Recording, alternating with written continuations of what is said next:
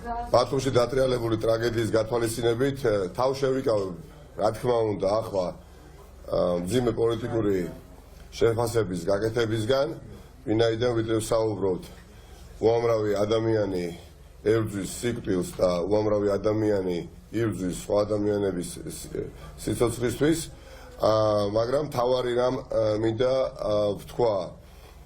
თქვენ იცით რომ მიუხედავად ამ ყველაფრისა, სამწუხაროდ ახლა ვიდრეც ვსაუბრობთ, ქართული ოცნება ჩართულია გაყალბების პროცესში, მძიმე გაყალბების პროცესში.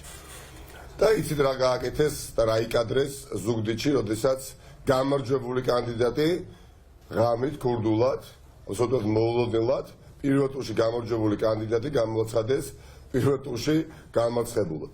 პირველ ტურში დამარცხებულად და ამასთან შეგუებას ნამდვილად არ ვაპირებთ.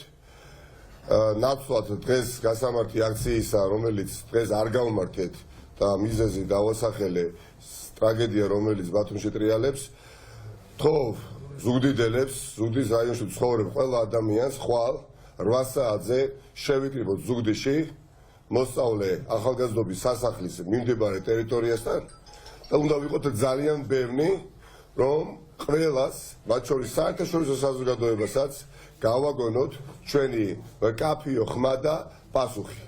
და ყველა დავარწმუნოთ, რომ არავინ არ ვაპირებთ უკან დახევას, არავინ არ ვაპირებთ თვალი გაუსწოროთ უსამართლობას. ბრძოლა იქნება ბოლომდე. შესაძლოა ხვალ ველოდებით მთელს ზუგდიდს 8 საათზე მოსწავლე ახალგაზრდობის სასახლის მიმდებარე ტერიტორიაზე.